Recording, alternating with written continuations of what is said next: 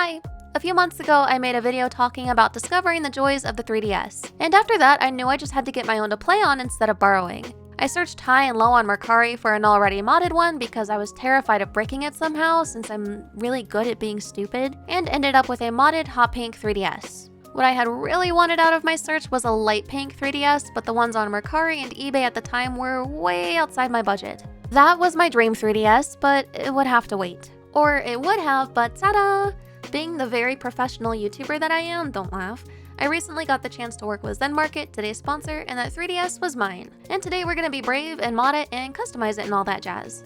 Zenmarket is a service based in Japan that allows you to order from Japanese websites that wouldn't normally ship worldwide. I've used services like this since I was in college a long time ago, back when I used to order a lot of cosplay wigs from Japan. And basically how it works is Zenmarket orders the items you tell them to for a little fee of 500 yen or around $3 per item, and then they ship them to you from their location in Japan. And they also have a loyalty program where you can get cashback and other perks. Now that I'm into retro gaming and collecting as a hobby, I've been hearing a lot of people talk about how much cheaper you can usually get consoles from Japanese websites as opposed to, say, US websites, and they weren't lying. Because I found my beloved light pink 3DS complete in box listed for $103 on Mercari Japan as opposed to up to $300 like I had been seeing on eBay and Amazon. So I ordered that bad boy with the quickness through Zenmarket, waited patiently like the grown-up I am, and now today I'm finally going to build my dream modded 3DS and put some cute decorations on it too, because, you know, I like cute stuff. So the first thing I wanted to do was get a new battery because the one that was in the 3DS already was an OEM battery, and that bad boy is old, and yeah, so I got it off Amazon for like $10-ish and just opened them up and put that bad boy in. Being that this is, of course, a used console from a long time ago, I had to do a little bit of cleaning, so I just got some cotton swabs and some alcohol and rubbed away the dirt, and as far as the overall condition, there were only like a few small scuffs, a light scratch on the top screen that you can't even really see on camera, the hinge works great, and the bottom screen has a teeny bit of yellowing. Once we get the custom firmware installed, there's a very easy fix for that, so not a big deal. So now that this bad boy was cleaned, it was time to do what we mainly came here to do, which was install custom firmware, which you need an SD card for. And that's where I had already goofed because I got a random $8 64GB SD card off Amazon and said, looks good. The thing is, it needs to be a certain kind of SD card. I got an SDXC card, which defaults to AXFAT format, whatever that means, but it's incompatible with the 3DS. We needed FAT32. Thankfully though, this is a super easy fix, and all I had to do was download a program called GUI format, and it let me format the SD card to FAT32. I don't know what all this is, I'm not an SD card expert, so I don't know why there are different formats or what they mean, but it worked out, so let's move on. For the custom firmware installation, I'm not going to give a tutorial because the guide is really easy to follow, so like just read that, but I'll go over the general experience I had.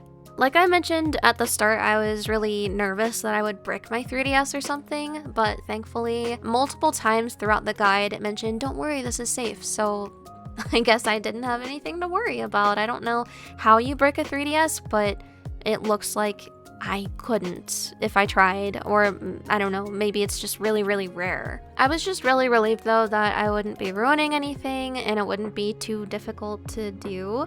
But because the console is in Japanese, and to my knowledge you can't change the region until after the custom firmware is installed, it was kind of a chore. The easiest way to figure out what I would be doing would be to use the translation app on my phone, like point the camera at the thing you want to translate and there you go. But I was mostly using my phone to record this video, so I kind of just had to wing it in some places. The custom firmware stuff was in English at least, but anytime I was using the actual 3DS UI, it was completely in Japanese, and my skills in that area are really rusty, so I kind of had to brute force my way through it, but despite that setback, the modding process really didn't take long at all, and it was completely painless, no bricking, woohoo!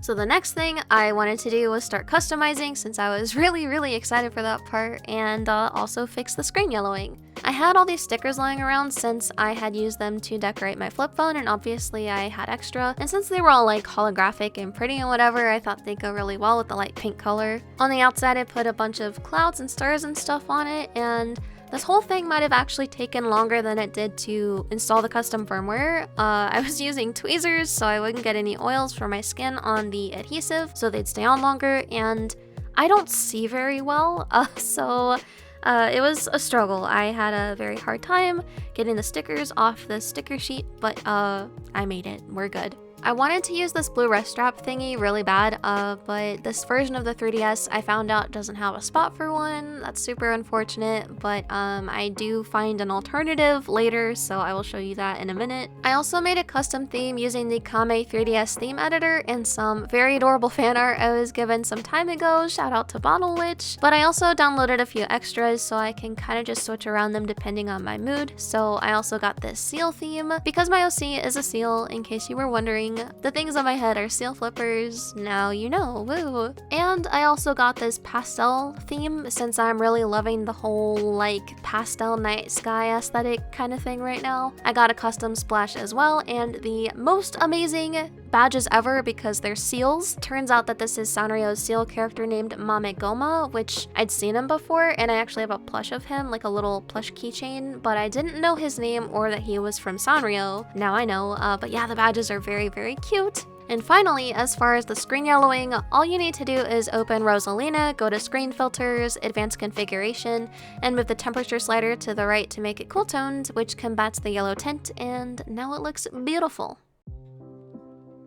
So pretty much all that was left to do was get some games downloaded and organize everything into folders because I like my screen all neat and tidy. So for retro, I downloaded Kirby's Dream Land, Link's Awakening DX, and Pokemon Crystal. And Link's Awakening DX in particular, I was very curious to try as far as the official version, because when I played it before, it was the screen unlocked version you could get online before Nintendo took it down. So I was just like, I don't know, how annoying is this gonna be in comparison? I guess I'll find out eventually. But also, I just think it's a good game, even if the ending was like really crazy and threw me off. For puzzle games, I got The Art of Balance because I saw it recommended online, and also 2048 because I'm very addicted to 2048, but when I play it on my phone, there's like a ton of pop-up ads and it's very, very annoying. So it was really exciting to see it on the 3DS. So yay, no ads while playing my silly numbers game. For new games, I downloaded some that I thought would pretty much just be cute and chill. The one I was most excited to try was the Mamegoma game called Yoi Komarui ko Genki Nako, which is basically a seal pet simulator, which is amazing and awesome, and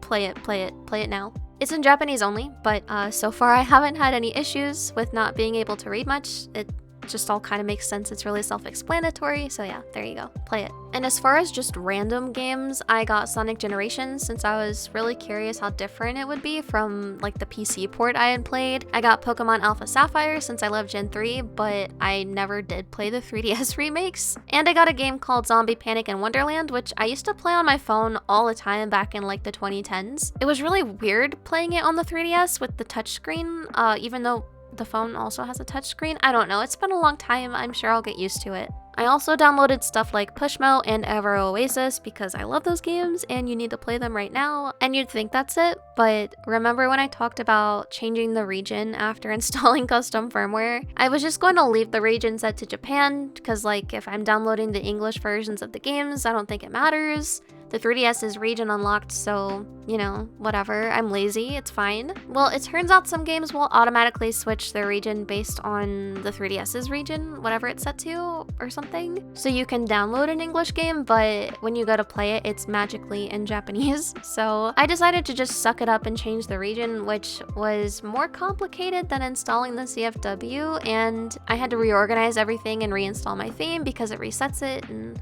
blah blah blah. But yeah, we're done. I'm really happy because now I've got my dream modded 3DS, and I feel like weirdly accomplished having modded it myself, even though people do it all the time. It's a bummer that there wasn't a place for a wrist strap, but I realized there is a headphone jack, so I got a dust plug charm, and now it's so pretty I could cry, yay! Thank you so much to Zenmarket for sponsoring this video, and if you'd like to order retro game consoles from Japan, you know you want to, you can sign up for Zenmarket using my link in the description, and use my code YewfNet at checkout for 1,000 yen off shipping. And also they've got a summer campaign going from June 8th to June 28th, so you can get even more discounted shipping, and the code for that is summer 2025. Also, if you like watching streams and you're into VTubers, I'm doing a big model debut thing on May 31st at 1 p.m. EST. So if you'd like to stop by, follow my Twitch channel, which I'll link in the description. And lastly, thank you so much to my patrons for supporting me. Thanks for watching, and I'll see you next time. Bye!